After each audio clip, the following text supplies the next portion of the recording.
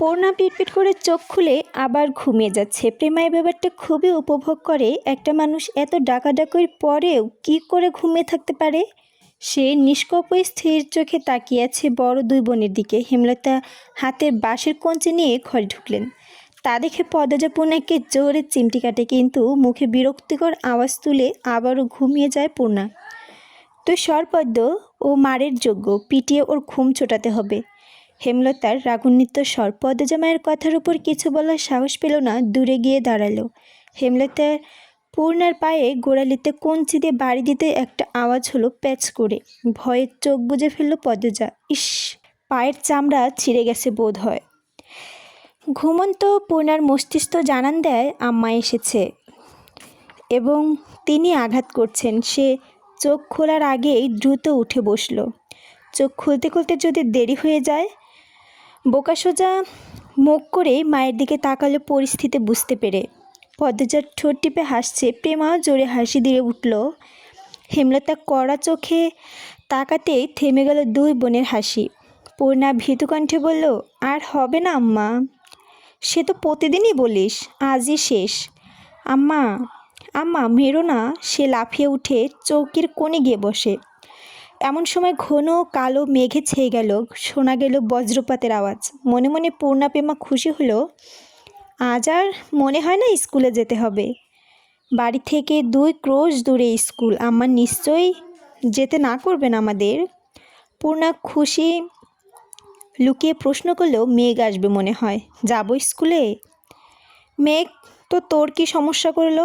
এখন যাবি স্কুলে, তৈরি হ। হেমলতা চলে যেতেই পূর্ণা ভুরু কুচকিয়ে থম মেরে বসে রইল। পদ্মজা তাড়া দেয়, বসে আছিস কেন? জলদি কর, নয়তো আবার মার খাবি। পূর্ণা তীব্র বিরক্ত নিয়ে স্কুলে যাওয়ার জন্য প্রস্তুত হয়। বর্ষাকাল চলছে। রাতে বিরতিহীনভাবে বৃষ্টি হওয়ায় কাদা জমেছে রাস্তায়। পথ চলা খুবই কষ্টকর। 3 বোন হাতে জুতা নিয়ে পা টিপে টিপে হাঁটছে। তাদের মনে কাজ করছে পিছলে পড়ে যায় বই খাতা নষ্ট হওয়ার ভয়। অর্ধেক পথ যেতে না যেতেই আকাশ ভেঙে বৃষ্টি নামলো। পথের পাশ থেকে বড় 3টে কচু পাতা ছিল পদ্মজা। পূর্ণা প্রেমার হাতে 2টো দিয়ে নিজের মাথায় ধরল 3য়টি, তবে তাতে লাভ হলো না। মাথা না ভিজলেও শরীর ও বই খাতা সবই ভিজে একাকার হয়ে গেছে। পূর্ণা বিরক্তি প্রকাশ করল। ধ্যাত, ভিজে স্কুলে গিয়ে কি লাভ আপা? দেখো, হাঁটু অবধি পায়জামা কাদা, আর বৃষ্টির পানিতে সবই তো নষ্ট হয়ে গেছে। পদ্মজা চিন্তিত ভগ্নিতে বলল, বুঝতে পারছি না কি করব। স্কুলে যাব নাকি বাড়ি ফিরে যাব? আপা বাড়ি যাই, বলল প্রেমা। পদ্মজা একটু ভাবল, তারপর 2 বোনকে বলল, ভিজে তো কতবারই গেলাম, আজও যাই, সমস্যা কি? অগত্য স্কুলে যেতে হলো। পদ্মজার সম্মতি না দিলে বাড়িতে গিয়ে উঠতে পারবে না তারা। স্কুল ছুটির আগে বৃষ্টি পুরোপুরি থামেনি, তখনও গুড়ি গুড়ি বৃষ্টি পড়ছিল। বৃষ্টিতে ভিজতে ভিজতে বাড়ি ফেরার পর 2 বোন। প্রেমার 1 ঘন্টা আগে ছুটি হয়েছে। পদ্মজা নিচু কণ্ঠে জিজ্ঞেস করলো, স্কুলে আব্বা এসেছিলেন?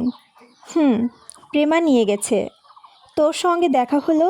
পদ্মজা গলাটা করুণ শোনায়। পূর্ণা মন খারাপ হয়।